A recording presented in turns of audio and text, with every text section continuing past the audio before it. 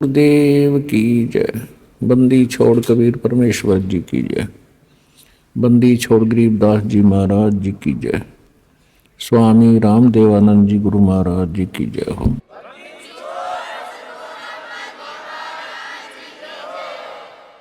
गरीब नमो नमो सतपुरुष को नमस्कार गुरु के नहीं। सुर नर मुनि जन साधुआं संतों सर्वस्ती नहीं। सतगुरु साहेब संत सब दंडोतम प्रणाम। आगे पीछे मध हुए तिनको जा कुर्बान। नराकार निर्विषम काल जाल वैभंजनम। निर्लेपम निज निर्गुणम अकल अनुवेशंदनम। सोहम सुरति समाप्तम सकल समाना निर्तलय। उज्ज्वल हीरंबर हरदमम बेपरवा अथाह वार पार निमज्जतम। ग्रीव जो सुमर सिद्ध होई गणनायक गलताना। करो अनुग्रह सोई पारस पद परवाना। आदि गणेश मनाऊं गणनायक देवन देवा। चरण कमल लो लाऊं आद्यंत करूं सेवा। परम शक्ति संगीतम रिद्धि सिद्धि दाता सोई। अवगत गुण अतीतम सतपुरुष निर्मोही। जगदम्बा जगदीशम मंगल रूप मुरारी। तन मन अर्पों शीशम भक्ति मुक्ति भंडारी। सुर नर मुनि जन ध्यावे ब्रह्मा विष्णु महेशा। शेष सहस मुख गावे पूज्य आदि गणेशा। इंद्र कुबेर सरीखा वरुण धर्म राय ध्यावे। समरथ जीवन जी का मन इच्छा फल पावे। 33 कोटि आधारा ध्यावे शेष 88। उतरे बहुजल पारा कट है यम की फांसी। 33 कोटि आधारा ध्यावे शेष 88। उतरे बहुजल पारा कट है यम की फांसी। कर जोरूं विनती करूं धरूं चरण पर शीश। गुरु जी राम देवानंद जी महाराज ने दियो नाम बख्शीश। कोटि कोटि सिजदा करूं कोटि कोटि प्रणाम। चरण कमल में राखियो मैं बांधी जाम गुलाम। कुत्ता हूँ गुरुदेव का रामपाल दास का नाम। गले प्रेम की जेवड़ी जा खेचो हाँ जाऊं। तो करो तो बावड़ू दूर दूर करो तो जाऊं। जो राखो तो ही रहूं जो देवो सुख। सतगुरु पूर्ण ब्रह्म है सतगुरु आप अलेख।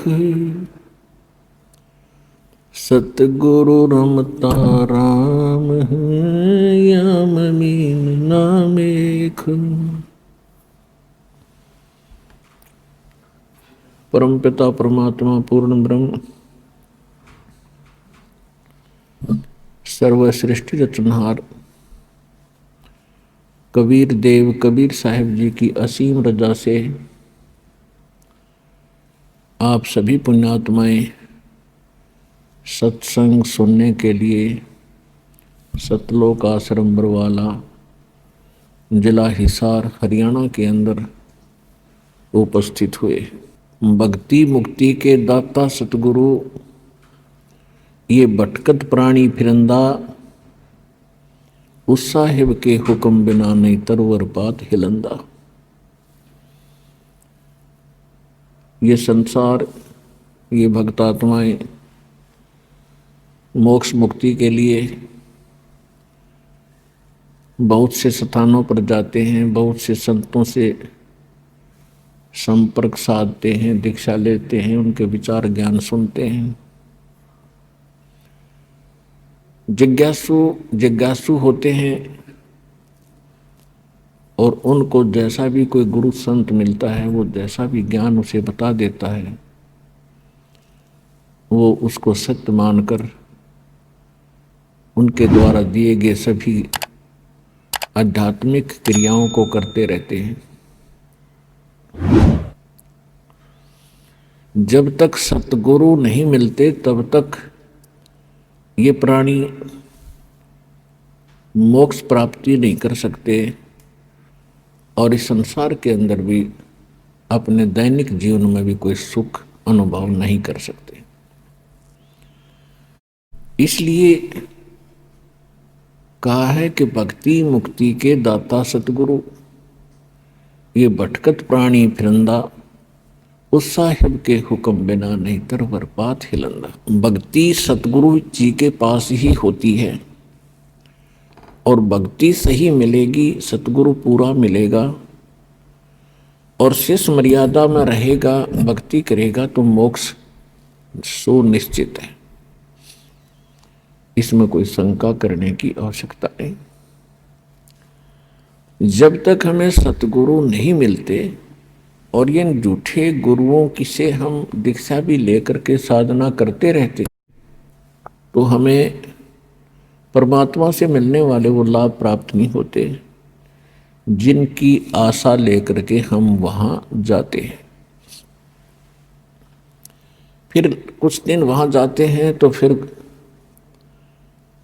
मन में आता है कि कोई लाभ नहीं हो रहा, तो कोई दूसरा व्यक्ति बता देता है कि मैं वहां जाता हूं, वहां से ऐसे बहुत से लाभ होते हैं। फिर वो वहां जाना शुरू कर देता है, वहां से भी कुछ राहत नहीं मिलती है तो फिर वो नास्तिक हो जाता है। ये सोच लेता है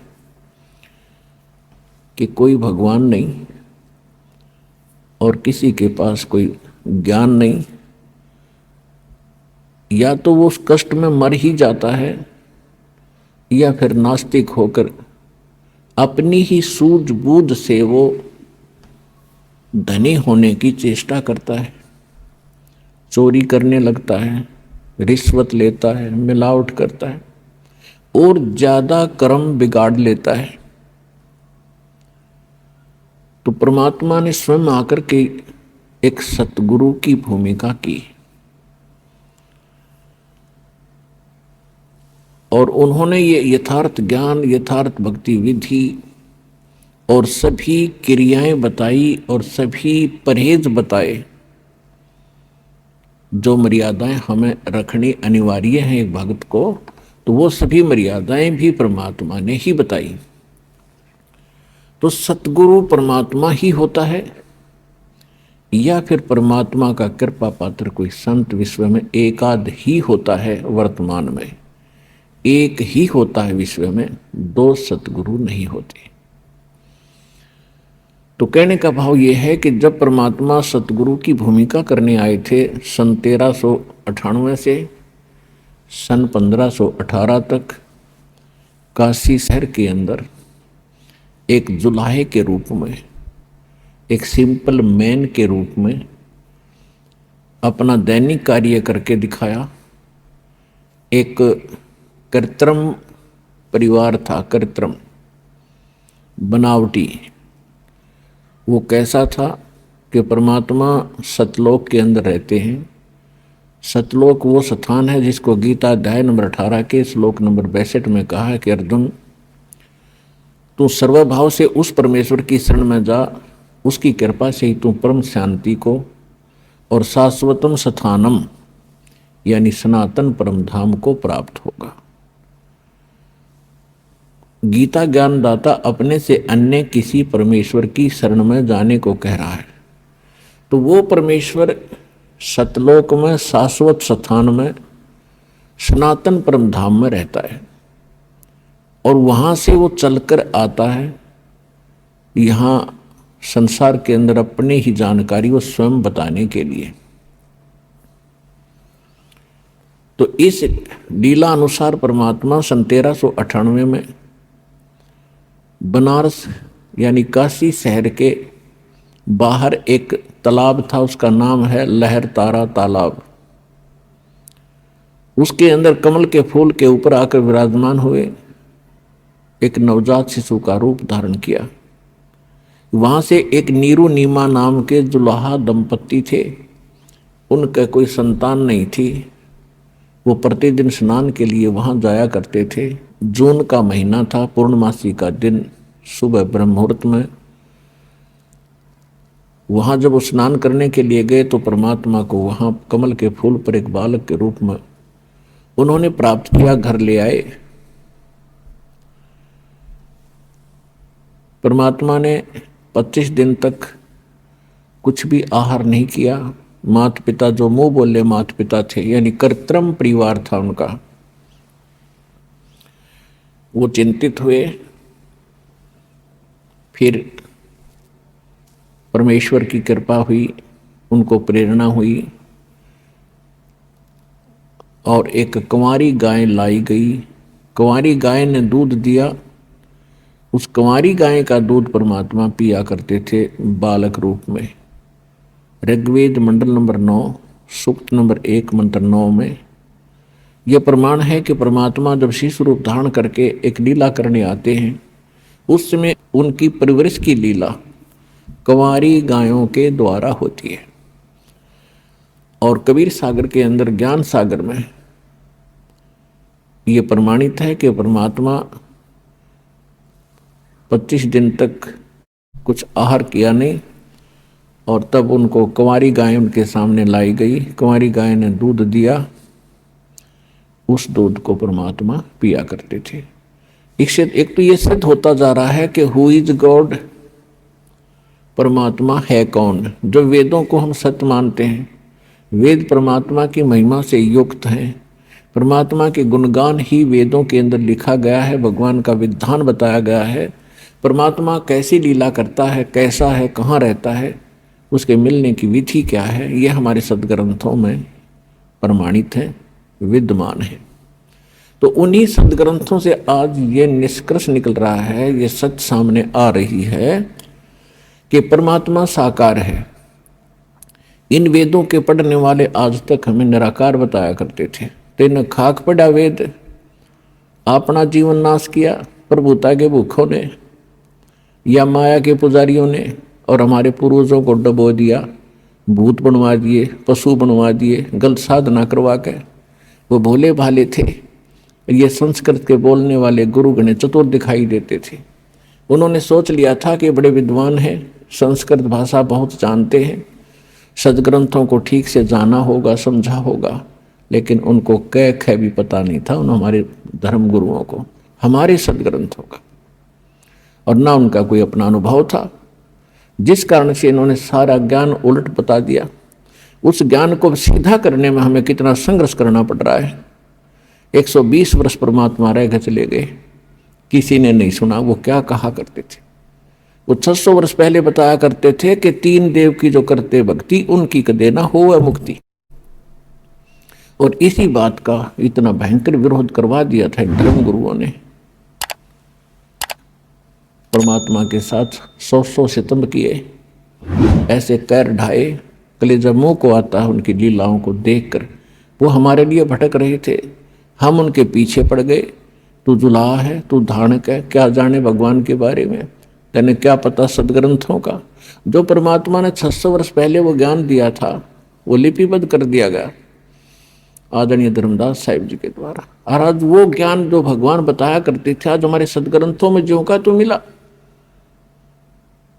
तो इससे सिद्ध है कि जो हमारे धर्म गुरु थे वो हमारे सिलेबस से, हमारे दातम ग्रंथों से अपरिचित थे, बिल्कुल महामूर्ख थे। जो टीचर अपने सिलेबस से परिचित नहीं है तो टीचर नहीं, वो तो महामूर्ख व्यक्ति है, विद्यार्थियों का नाशक है। तो कहने का भाव ये है कि जब परमात्मा 5 वर्ष के हुए, 5 वर्ष की आयु में 104 वर्ष के आयु के एक विद्वान पंडित ब्राह्मण स्वामी रामानंद जी को